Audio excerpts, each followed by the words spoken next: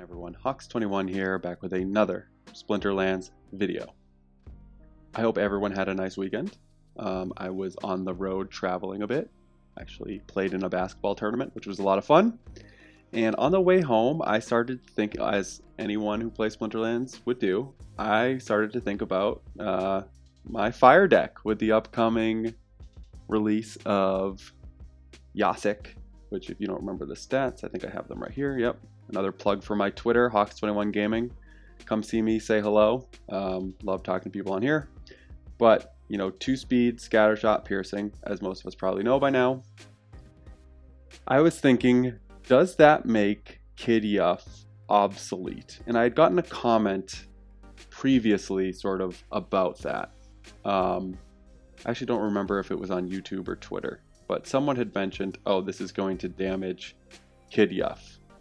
And if you remember, I made a video a little bit ago talking about the reasons why I was switching from Tarsa to Qid Yuff. And so I just wanted to make a video talking about the current state of the other fire summoners, how Jacek affects them, and mainly, did I make a mistake making this switch? Is Qid Yuff now obsolete? If you're building up your smaller fire summoner, should you avoid Qid Yuff? Because the piercing overlaps with Jacek. This gives you some diversity, right, with the +1 melee and +1 health that Jacek doesn't. Even Pyre has some overlap, only +1 speed, where Jacek brings +2 speed. There's a lot to think about. We're going to talk about it all, but before we do, again, I am Hawks21. I cover Splinterlands. If this type of content is interesting to you, or if you learn anything new from my videos, it would be awesome if you can like and subscribe. We are building up a wonderful Splinterlands community, and I want to keep the momentum going. Okay, so I honestly think there's two answers to this, and it sort of depends on where you are at in building your fire splinter specifically. So for me, as some of you guys might know, my fire splinter, I've commented this a few times, is my least well built out splinter.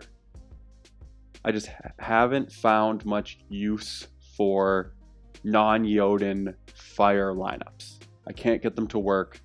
That's part of the reason why I made the switch from Tarsa to Qid Yuff. You should go watch that video. I think it's a very, very informative video.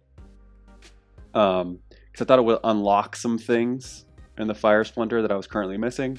And to be honest, it did a little bit, right? I had more success afterwards. It wasn't like a dramatic improvement where I was like, oh my goodness, I need to play fire all the time.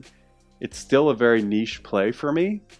Mainly a reverse speed play. I play fire a lot for that. Or in situations where I think I can get Magnor rolling. Those are the two times I really will play fire. Unless, of course, I get, Obsidian's my only earth summoner. So there are times where I only have earth and fire, and it doesn't make sense for me to play magic in this context. So then I'll toss out some sort of Qid Yuff lineup. But the only time I'm screaming to go play fire is in reverse speed right now. I think that'll change once Jacek gets here. But that still leaves me the question, what should I do with Qid Yuff?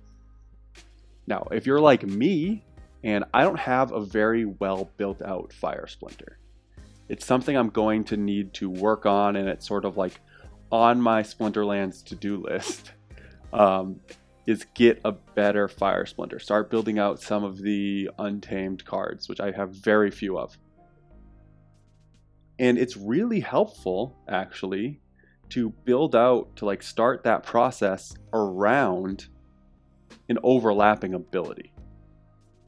So there are going to be times, right? So right now I can build my lineup around taking advantage of piercing. And there's a lot of overlap in that, right?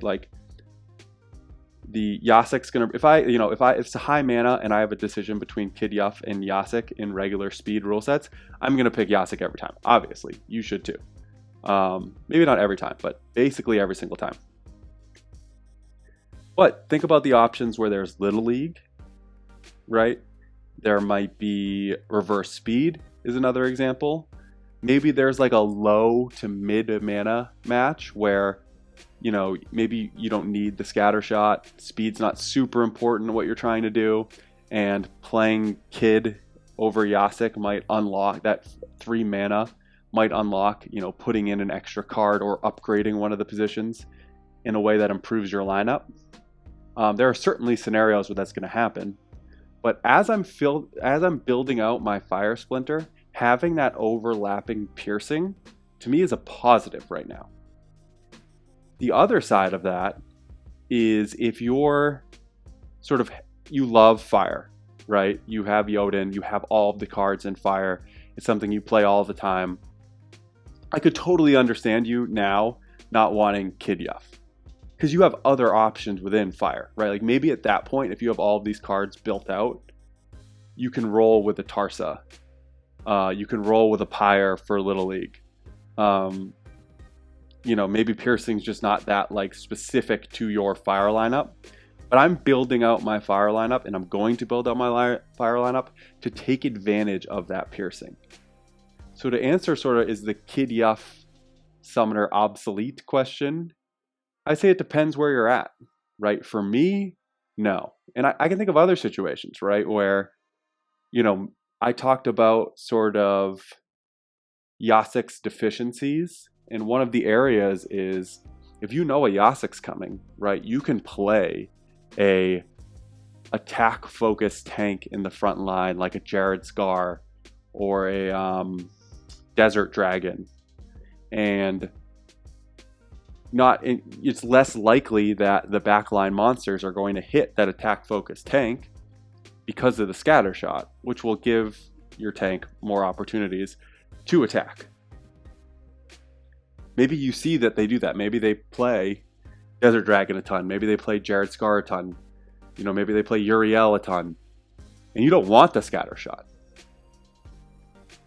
You might play Qid Yuff so you can focus on that front position instead of sort of randomly, you know, it'd be a good thing to toss in there, right? If you're playing a bunch of Jacek and then, you know, you expect them to roll out one of those tank strategies to take advantage of you playing Scattershot, you could mix it up with Qid Yuff and then start focus firing that attack focus tank and completely mess up their strategy. You know, obviously reverse speed, I'm going to use Qid Yuff over, you know, I'd want Qid Yuff over Pyre. I'd want Qid Yuff over Jacek, obviously, with the +2 speed. And there are other examples of them of cards like this synergizing well as well. So if we go back in the day, let's go to Wild. We're going to stick here.